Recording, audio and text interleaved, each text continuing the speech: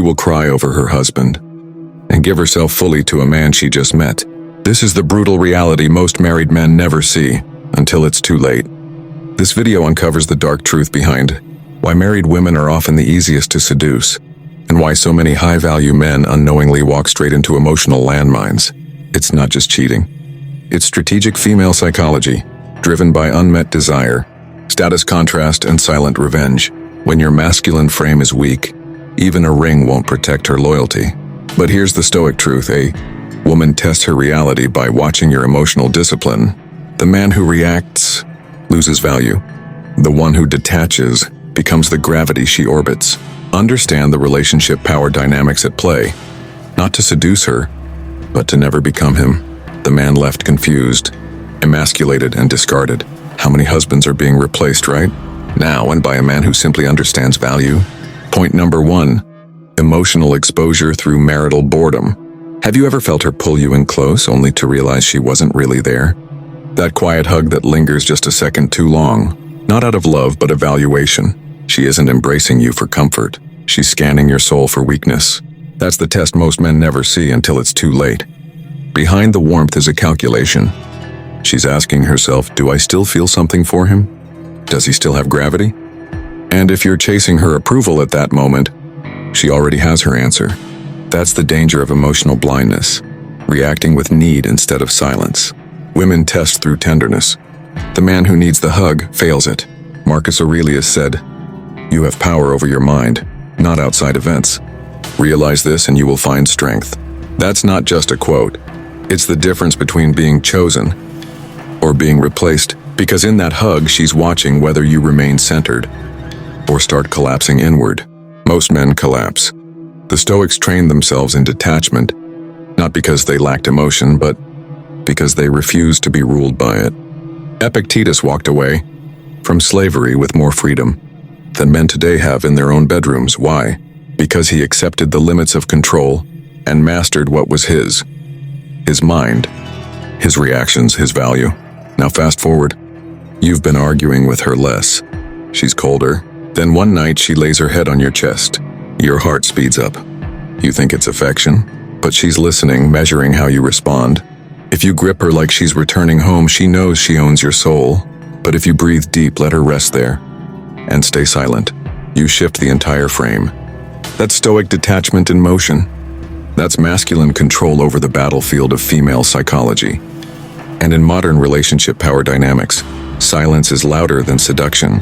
So here's your challenge: the next time you feel tested through closeness, pause, breathe, resist the urge to ask, "Are we okay?" Instead, hold your value without a word. Let her question you for once. That is emotional discipline in its purest form. Can you sit in her affection without needing to be wanted?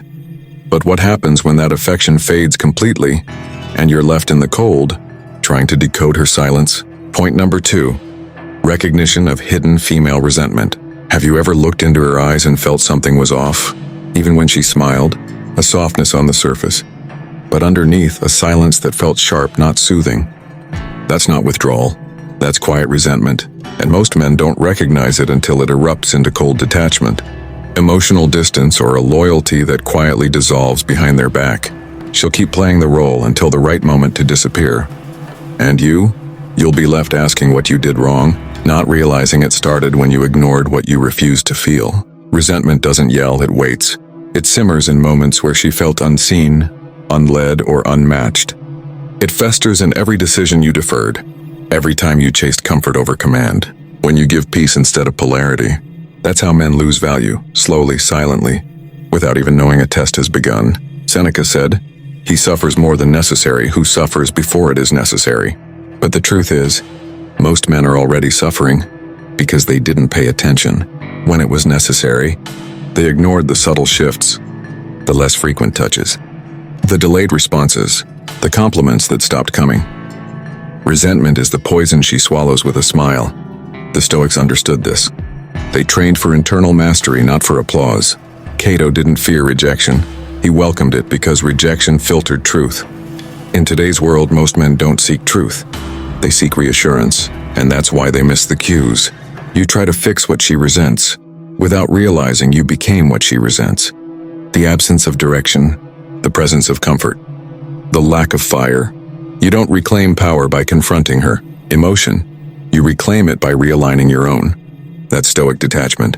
That's emotional discipline. The ability to feel her coldness and not beg for warmth.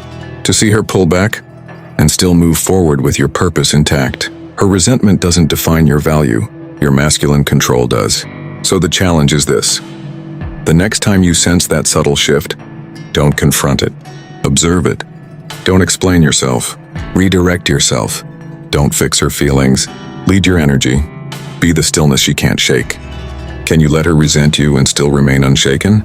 But what happens when resentment turns into disrespect and you still keep trying to win her back? Point number 3, the masculine trap of blind provider energy. Have you ever done everything right? Provided, protected, stayed loyal, and still felt her drift further away?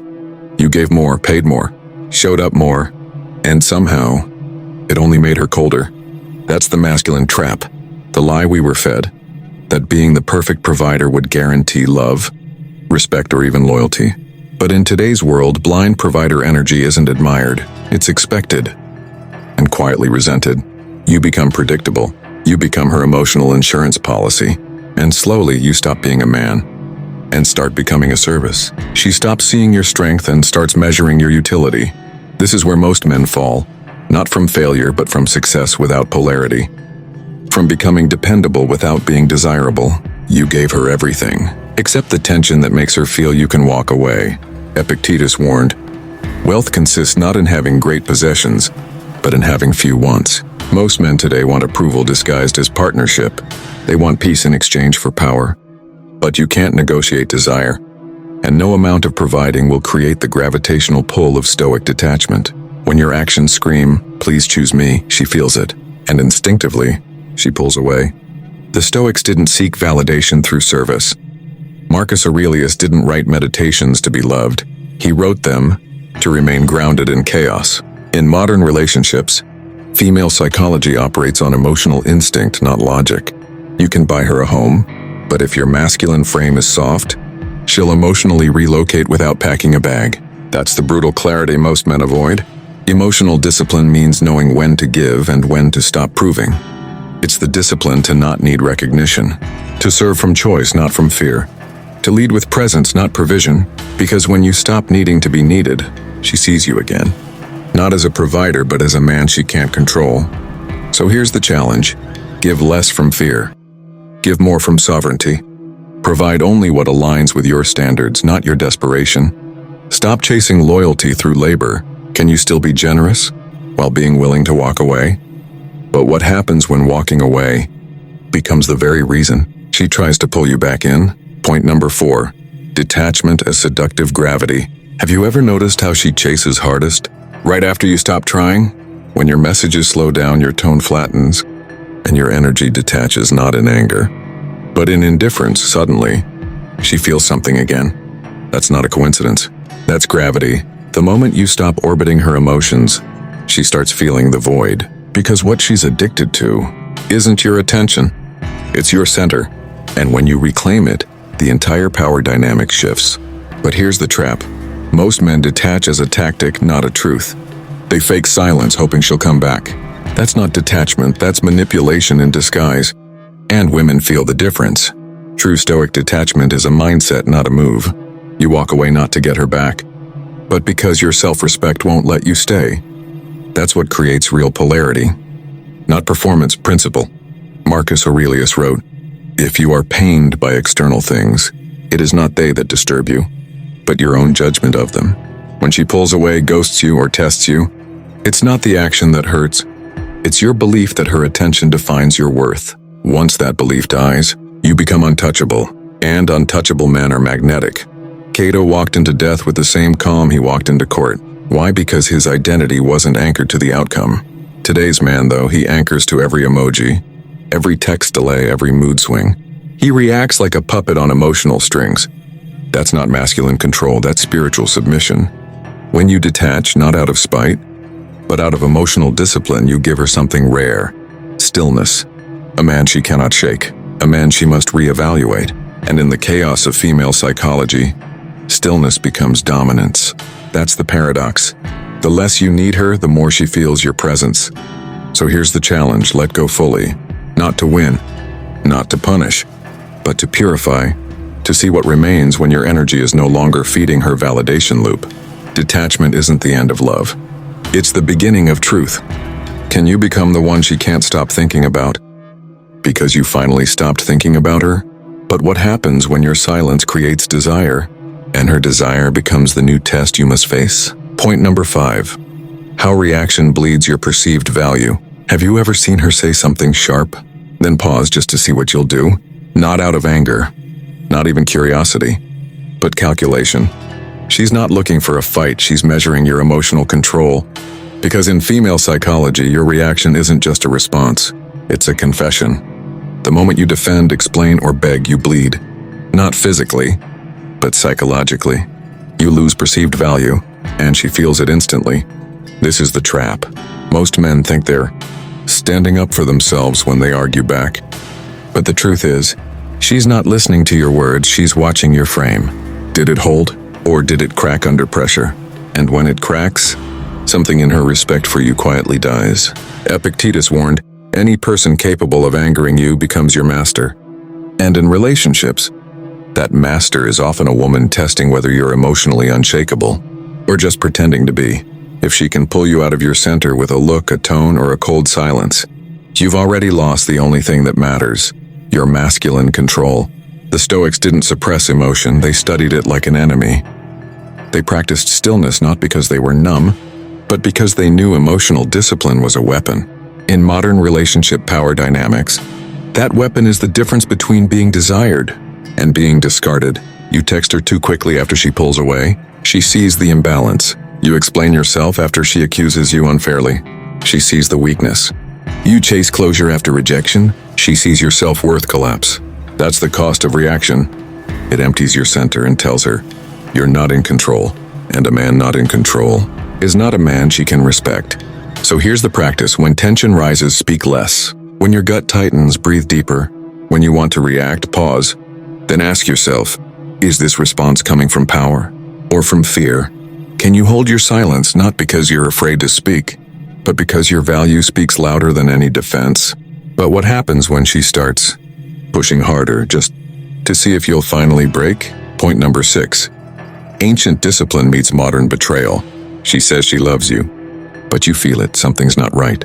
Her phone's always face down. Her moods shift like the wind. Her eyes, when they meet yours, carry a flicker of guilt she won't name. And deep inside, a quiet voice whispers, she's already left. She just hasn't walked out yet. That's betrayal in its modern form, subtle, deniable, psychological. And most men aren't ready for it, because they've never trained for it. Today's man is taught to express, to trust blindly, to communicate through the discomfort. But the Stoics didn't speak to win hearts. They spoke to command their own.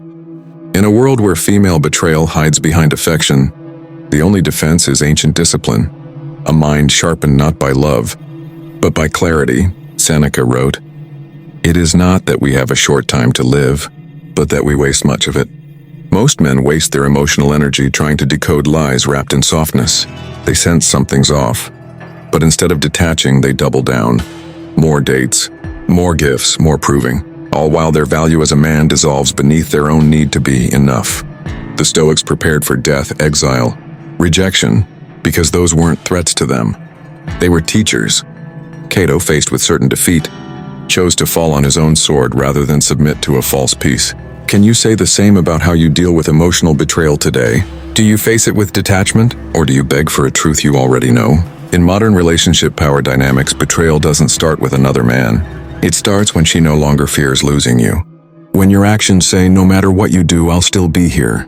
That's when respect dies. And without respect, love becomes manipulation. Masculine control in betrayal doesn't mean confrontation. It means presence without panic. It means preparing your mind for what others refuse to see. Because betrayal doesn't break the Stoic. It reveals who he's always been. So here's your test. Don't chase truth.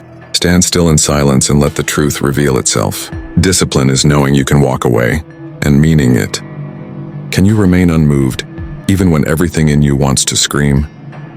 But what happens when your stillness becomes the very reason she starts fearing what she lost? Point number 7. The silent frame that flips her loyalty. She won't tell you the moment it happens. She won't announce that her loyalty is shifting.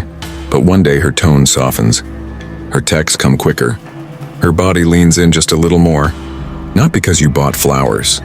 Not because you apologized. But because you stopped chasing. That's the paradox most men never understand. Her loyalty doesn't flip when you give more. It flips when you give less from a place of quiet power. Women are wired to feel emotional contrast. And when you're always available, predictable, reactive, there's no tension, no polarity, no center for her to feel pulled toward. But the moment your energy shifts, not into games, but into stoic silence, everything changes. She starts questioning, starts remembering, starts wondering why she's suddenly the one uncertain. Marcus Aurelius wrote, "Waste no more time arguing what a good man should be. Be one." That's the essence of the silent frame. You don't explain your worth. You embody it. You don't argue to be heard. You act to be felt. That presence, calm, detached, immovable, is what shakes her subconscious. The Stoics trained in silence, not as avoidance, but as emotional discipline. In today's world, that silence is more rare than strength. Because most men react. They beg, plead, or protest. But the Stoic? He withdraws without drama. He detaches without threat. And in doing so, he becomes the emotional mirror she can't escape. This is where female psychology flips. When your frame becomes the thing she orbits, not your attention, not your praise, not your pursuit, your stillness becomes the weight she measures herself against. Your absence becomes louder than your presence ever was. So here's the challenge. Speak less when disrespected. Pull back without warning. Let your detachment do what words never could. When she feels you can walk away, not in anger, but in total peace, her loyalty recalibrates. Can you create gravity without ever lifting your voice? But what happens when that gravity pulls her back? And now you must decide if her loyalty is still worth your presence? Point number 8. Why emotional chaos selects stronger men. Why is it that the more chaotic she becomes, the colder, the more emotional, the more unpredictable, the more she secretly desires the man who doesn't flinch? It's not a coincidence, it's instinct. In the storm of her own feelings, female psychology craves structure, polarity, grounding, and the man who can remain still, unmoved, detached, emotionally disciplined, becomes the lighthouse in her hurricane. Not because he fixes her chaos, but because he doesn't get pulled into it. Most men make the fatal mistake of reacting. She cries, he comforts. She lashes out, he explains. She withdraws, he chases. He thinks he's being supportive. But what he's really doing is proving that her chaos controls him. And once she sees that, the dynamic is broken. Her subconscious labels him as emotionally weaker, and desire doesn't survive where weakness is present. Epictetus said, "It's not what happens to you, but how you react to it that matters." In modern relationships, this isn't just wisdom, it's survival. Her emotional storm isn't personal, it's nature. And you don't argue with a storm. You withstand it. You let it rage without collapsing inward. That's masculine control in its rawest form. The Stoics trained themselves to embrace discomfort. Cold, hunger, isolation. They saw it all as emotional weightlifting. And in the modern world, the training translates to resisting the urge to fix her feelings, to absorb her anxiety, to match her volatility. That's what separates the men she uses from the man she chooses. Emotional chaos selects stronger men not because she wants to destroy him, but because she wants to feel safe enough to let go. And only a man who won't fold becomes that space. The moment you react, argue, or try to soothe her out of fear, you prove you can't hold the storm. And she'll look elsewhere for gravity. So here's your command. When her chaos hits, breathe deeper. Let her feel everything, while you remain nothing. Not cold, not cruel, just unshaken. Let your calm challenge her storm. Can you be the one man she can break down in front of, without ever breaking you? But what happens when your stillness doesn't calm her? It ignites her desire. Point number 9. Stillness as dominance in female tests. She won't say it out loud, but every emotional spike she throws your way is a test. Not of love, not of loyalty, but of your center. She'll push your buttons, withdraw affection, flirt with disrespect. Not because she wants to destroy you, but because she needs to feel your edge. And the man who flinches, argues, or chases fails. The man who remains still, not passive, but stoically grounded, becomes the one she can't stop thinking about. Most men respond with energy. She pulls away, they pursue. She gets cold, they warm up. She throws fire, they panic. But what she's actually looking for is proof of dominance without movement. Because in female psychology, power isn't shown through action, it's revealed in restraint. And stillness, calm, detached, emotionally silent, becomes the ultimate frame. It's not a weakness. It's control. Marcus Aurelius said, "The nearer a man comes to a calm mind, the closer he is to strength." That calm isn't accidental. It's forged. And the Stoics knew this. They trained themselves not to react, not to suppress emotion, but to command it. In a world designed to provoke, stillness becomes a weapon. And in relationships, it becomes the very signal that tells her, "This man can't be moved by my chaos." The modern male fails because he thinks he must prove himself, explain himself, reassure her. But the truth is, when you talk too much, defend too often, or emote too freely, you lose masculine control. The dominant frame isn't aggressive, it's still. It's the silent eye of the storm while everything else spins. Emotional discipline is not reacting when you want to, not correcting her when she's testing you, not seeking clarity when she's deliberately creating confusion. Because when you stay still in the face of her storm, she subconsciously feels what words never deliver. He doesn't need me to feel like a man. So here's your challenge. Say nothing when disrespected. Show nothing when tempted to react. Let stillness do the speaking. Let silence raise the standard. Can you let her test you and be so unmoved that she ends up testing herself instead? But what happens when she starts chasing the stillness, trying to make you react? Point number 10. Emotional mastery as the final filter. She may be beautiful, loyal, passionate, but none of it matters if she can still control how you feel. That's the final filter. Emotional mastery. Because no matter how evolved she seems, no matter how long you've been together, there will come a moment when she unconsciously tries to reclaim control. Not through logic, through emotion. She'll test you when you least expect it, withdraw at your peak, doubt you at your most stable. And if you break even once, she feels it. The shift, the imbalance, the loss of gravity. Most men spend their lives chasing external markers, status, sex, security, believing those define their strength. But female psychology doesn't measure a man by what he gives. It measures him by what he withholds, his reactions, his validation, his need to be understood. And when a woman senses a man whose emotions answer only to him, she doesn't feel distance, she feels depth, stillness, safety, mystery. Marcus Aurelius wrote, "You have power over your mind, not outside events." And that's the entire war. She is not the enemy. Her tests are not traps. They are reflections, mirrors, designed by nature to expose the weak and reveal the rare. Emotional chaos is her language. Your silence, your restraint, your calm under pressure, that's your dialect. That's what she's listening for beneath every fight, every mood, every silence. The Stoics trained not for romance, but for war. Yet that training made them more capable of love than any reactive man ever could be, because they could stay in presence without clinging, give without attachment, walk away without hate. That's masculine control in its highest form. Emotional discipline doesn't mean being cold. It means being untouchable. Your heart may feel, but your frame doesn't flinch. That's what separates you from every man she's broken, manipulated, or left behind.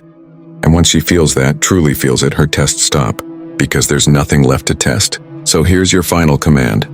Hold your peace even when she tries to break it. Let her storms rise. You stay still. Not for her, but for yourself. Can you love deeply and still walk away without blinking? But what happens when she finally surrenders? Not out of fear, but because your strength made her feel safe for the first time? So now you see it. Every hug, every silence, every flicker of doubt in her eyes was never random. It was a test, a mirror, a slow unraveling of your emotional center. And most men fail, not because they're weak, but because they've never been trained to see. You were taught to give, to provide, to love hard and stay loyal, but no one taught you how to hold your value in the storm. No one told you that stillness, not sacrifice, is what creates gravity. That emotional detachment is not coldness. It's clarity. Because in the end, it's not about women. It's about you. Can you stay calm when tested? Can you remain silent when disrespected? Can you walk away when your soul is begging to stay? That's Stoicism in its rawest form. Not theory, but warfare. Internal, relentless, pure, and only the few will master it. If this cut deep, It's because some part of you knows you've been bleeding silently for too long. But in Stoic Truth, we don't numb the pain. We sharpen it. We forge the man who sees through games, breaks emotional manipulation, and walks as his own center of gravity. Subscribe now if you're ready to see the unfiltered reality of female psychology. Reclaim masculine control and rise through the fire with emotional discipline. Because if you're not in control of your emotions, she already is, and that ends here. This is Stoic Truth. Welcome to the Brotherhood.